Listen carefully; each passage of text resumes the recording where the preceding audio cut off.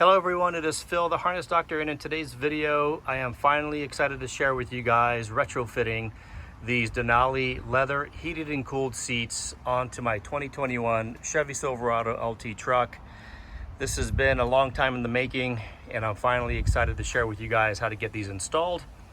Now, these are heated and cooled, but for the purposes of this video we're going to be talking about getting the power working and installed so that you can adjust. Due to some challenges with BCM programming, getting heated and cooled is paused for now until we can look into that further.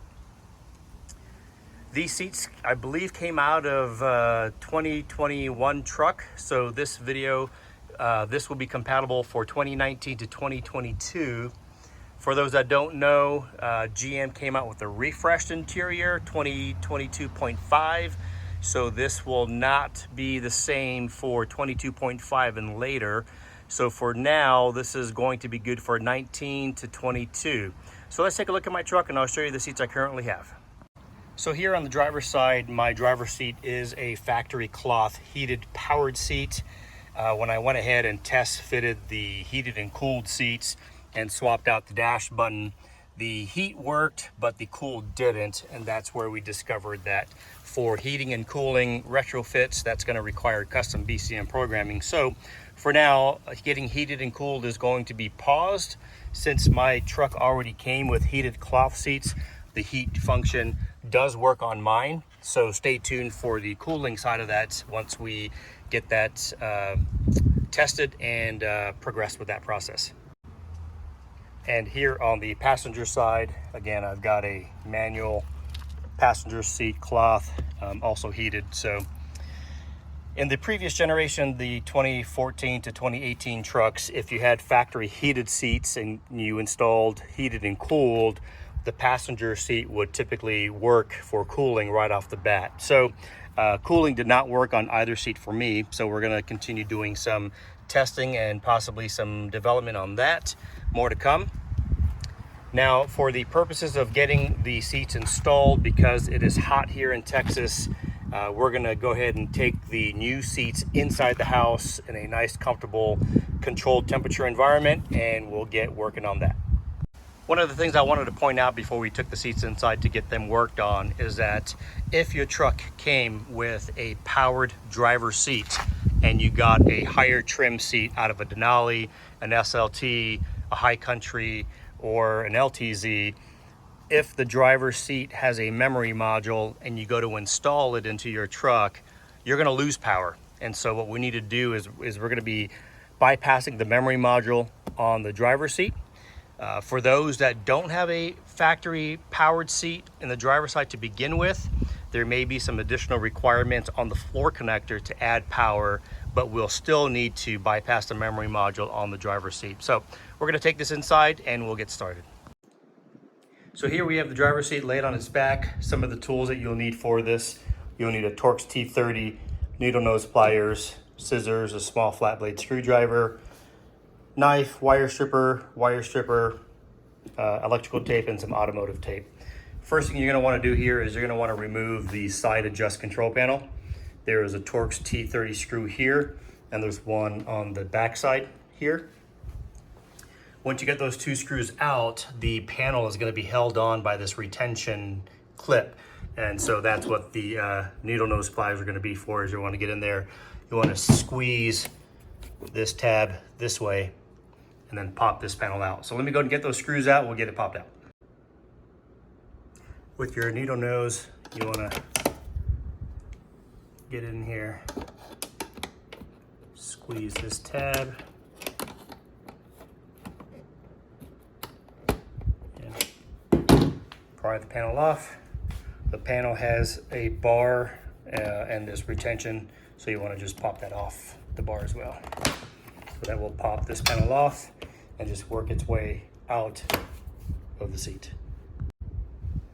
Here on the back side is that other Torx T30 screw we talked about. Once you get that off, you should be able to start prying the panel off. It'll separate from the trim panel here. Just pop it off just like that. And you can see here that retention clip that holds the panel onto the seat frame. And what you're going to want to do next is you're going to want to remove or unplug these connectors here. So to remove this connector, you'll need a small flat blade screwdriver, and you want to get this clip undone from the back and then pry the connector out this way. And here's what it looks like unplugged. Now to remove this second connector, this one's a little bit trickier. It's got a CPA, a connection protection insurance. This is just an extra secondary lock. You got to take your flathead screwdriver and pop it out that way. It pops out about 1/4 of an inch. Once it's popped out, you're going to have to either get your hand back here, your finger back here, and press down on this tab and then pull the connector out that way. I'm going to set the phone down and I'll get that removed now. If you manage to pop the CPA out, that's okay. You can always put it back in afterwards. Once you have that removed, you want to get back here now and just press down in the middle and pop the connector out. And here's a closer look at it. So you want to press down right here in the middle. So what this CPA does is it keeps you from pressing down on that tab. Now the harness itself will have these retention clips, so we want to remove it from there. You don't want to remove this harness in its entirety because there are certain parts of this harness that need to remain. So we're going to remove it from the clips and then we'll tuck it back in here and we'll kind of zip tie it here for now. And then I'll show you how to install the memory bypass harness onto that. While we're here, we're going to take a look at one of the motors here. This is the recline motor. I went ahead and put a label on here, M55D. When you get my memory bypass harness, the harness will have labels on it that correspond to the motors that they need to plug into. So while we're here, we'll go ahead and unplug this motor connector. You want to pull this red tab back, just like that. And then you want to squeeze in the middle and unplug the connector, just like that. Again, we're going to set that aside. We're going to feed this a new connector from my harness. Here on the bottom side, you'll see the M50D motor. This motor is responsible for the tilting of the seat bottom cushion. We're gonna pull the TPA back, squeeze down, and remove that. We'll keep that to the side. There's a motor on this rail, this M51 motor on this rail, and we wanna do the same with that. I believe the access to that is gonna be this connector here. We may need to do it from the inside. So I'm gonna set the phone down, we'll get this one unplugged. Since this one's a little bit difficult to get to, I think if we turn it on its side, that'll be the best way to do it. So you wanna go ahead and just pop that connector off there. So this motor is the, I have it labeled here, M51D for this motor there. So we have 3 motors at the bottom. We have this one here that was on the side, the one up here at the front, and then this one here on the mid rail. And then now we're gonna need to access the motor that's behind the seat back cushion. We'll go through and I'll show you how to get to that. Remove the 2 clips that hold the flap down to the bottom, and that'll give us access to get to the zippered portion of the seat cover. You'll now have access to the zipper. You have a zipper on both sides, and this goes all the way up. You want to zip it to about here, and you want to do it on both sides so that we can access the inside of the seat back. Work this plastic trim off. This just clips underneath the bottom part, and that'll give you access inside and allow you to continue zipping this up. When you have it zipped all the way up, you can now roll this back. And I essentially clip this back here to hold it in place. Inside the seat back, you'll see a motor on the left side, and I have that marked as M56D.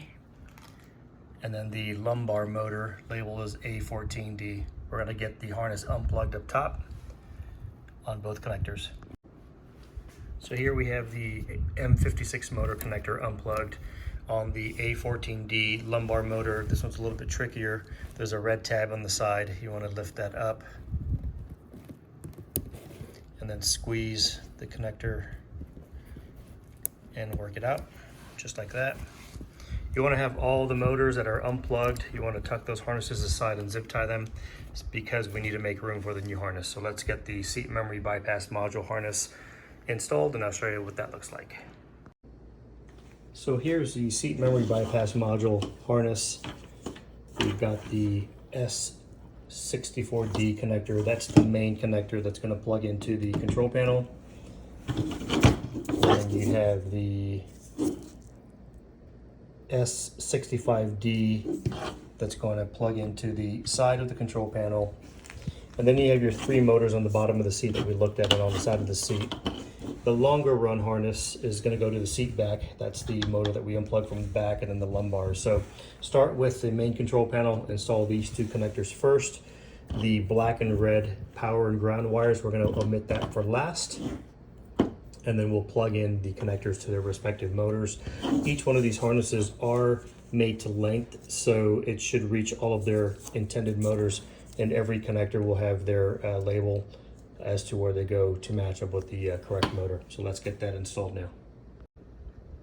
And this is what it looks like when it's connected. You want to follow the same route as the factory harness used, if you can, reusing the same spots for the harness retention clips. Let's get this panel put back on, and we'll get the rest of the harness routed. Now, before we put the panel on, let's go ahead and run the connector for the M55 motor. One thing that I wanted to point out is that you want to route this harness using the same path as the factory harness, because you don't want to route this in a way where it can get pinched underneath here. So follow the path, and then we're going to make the turn going under the seat this way.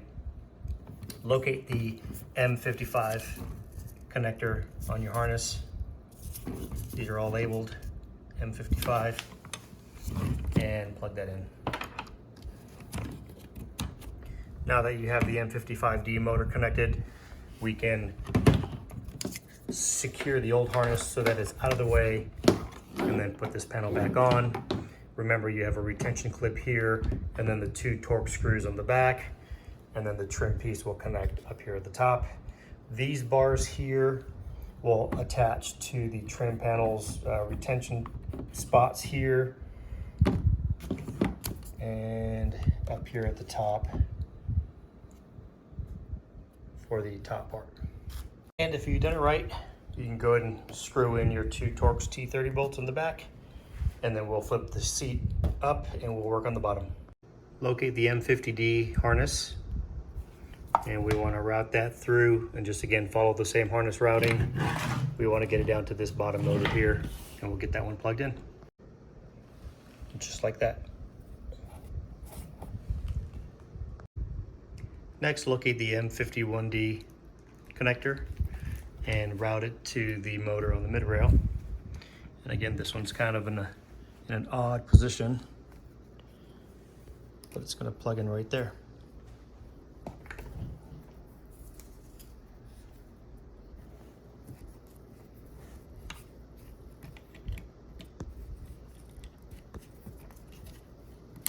Just like that. And then just cleaning up the excess.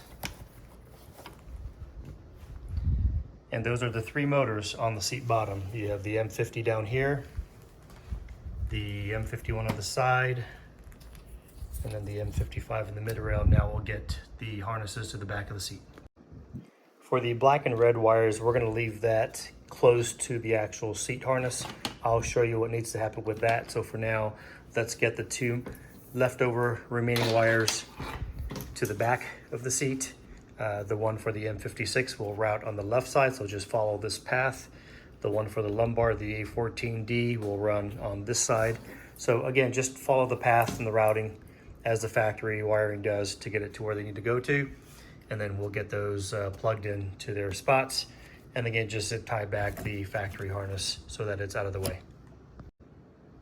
And just for clarity, I went ahead and removed the 4 clips that hold this flap so you can kind of see the harness routing.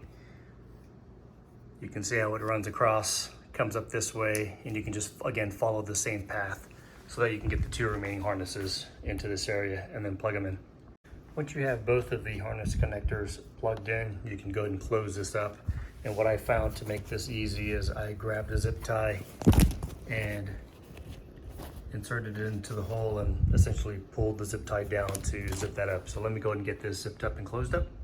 All right, now that you've got everything connected, you're left with the black and red wire out of my harness.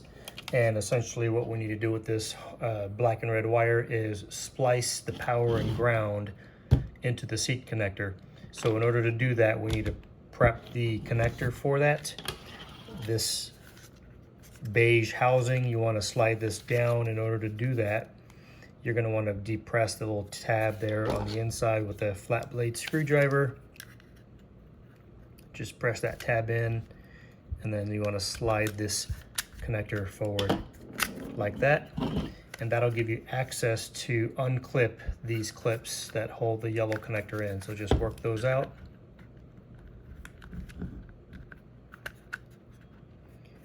Like so.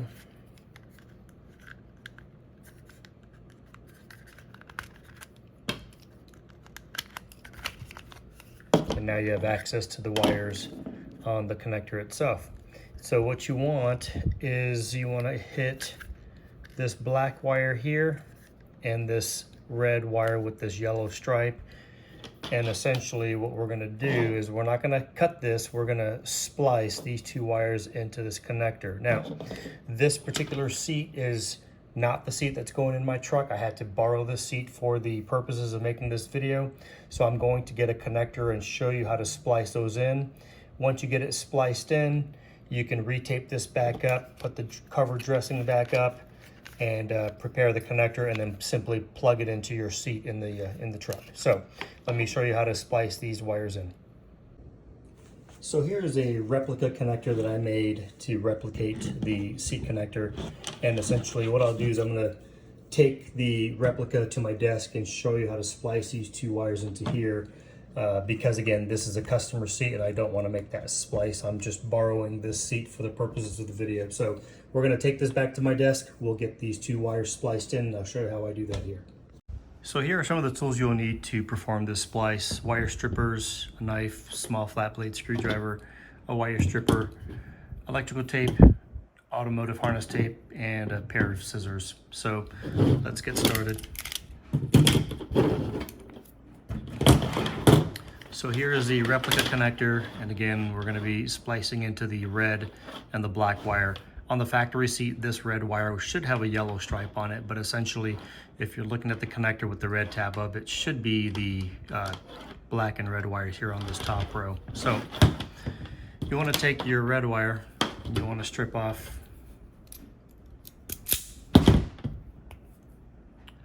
about 2 inches or so.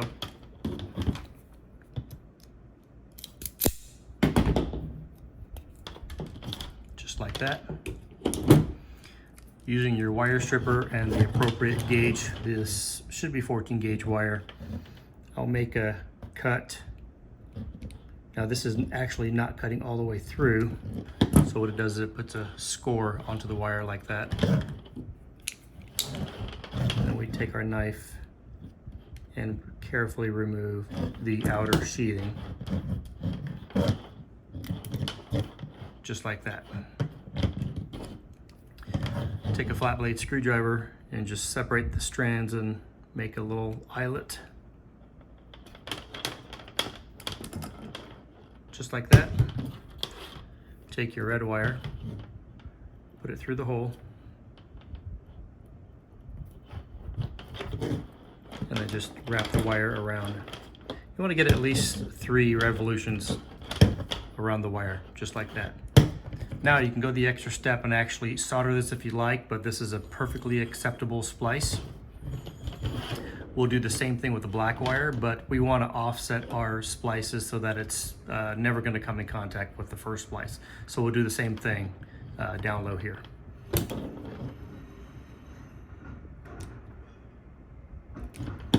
like that. We're just scoring the wire.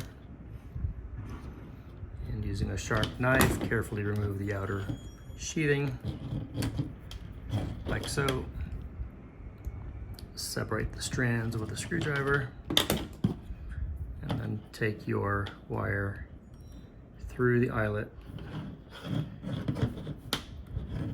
and then wrap, getting at least 3 revolutions around the wire. So that's how you splice the black and red wires off my harness onto the seat connector. Wrap this with electrical tape a couple of times, and then you can use your automotive harness tape to rewrap the entire harness so it looks just like factory. All right, now it's time to remove the factory driver's seat. You want to start by removing this side cover. This just pops up. You've got some clips here, and just go ahead and pop it up, just like that. You want to disconnect the seat connector. To do that, you want to pull this red tab back, just like that. And then you want to slide the beige housing back towards you. And to do that, you want to press down on the corner here, and there's another one on this opposite corner. You want to squeeze both corners, and the connector will then slide back, just like that.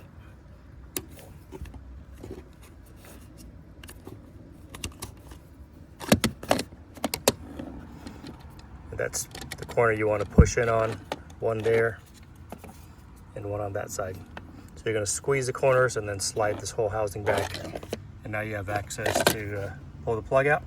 The seat itself will have 4 Torx T50. You have one here and one on the other side, and then 2 in the back.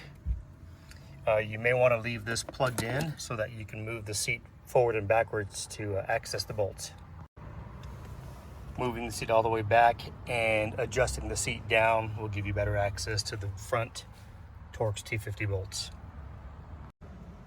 Once you've gotten all 4 bolts off, you can then disconnect the plug and make sure that you remove this retention clip. Otherwise, you'll go to pull the seat out and you'll get stuck on that. So remove that and go take the seat out. With the new seat in place, simply take a connector, push it in, and then push the beige connector forward, all the way forward until it closes, and then push the red tab in to lock it in place and test your seat. There you go. Power adjust, forward and backwards, vertical down, vertical up, seat back, recline. And this is for your lumbar. Seat is fully operational for power. We're gonna go ahead and put the cover back on and work on the passenger side. So I'm gonna conclude the video with just the driver's seat for now. I think I'll do the passenger seat as a separate video. So I wanna go ahead and just get the truck started so you can see that with the installation of just a driver's seat, we've got no airbag lights on, and then we've got the test of the heat is working, and of course cold is not working because again my truck came with factory heat. So well, that's it for now, guys. I will post a separate video for the passenger seat to get it installed. I'm finding that some of the trucks will already have the power pins on the floor connector side. So if you do end up plugging the seat in and you have power, then you're good to go there. If you do plug in the seat and you're finding that you have no power, then we will look at installing a harness to add the power and ground pins to the passenger side seat. So for now, I'm gonna finish this video with just the driver's side and instructions for installing the seat memory bypass harness. Until next time, guys, if you have any questions, this is Phil, the Harness Doctor. We'll see you in the next one.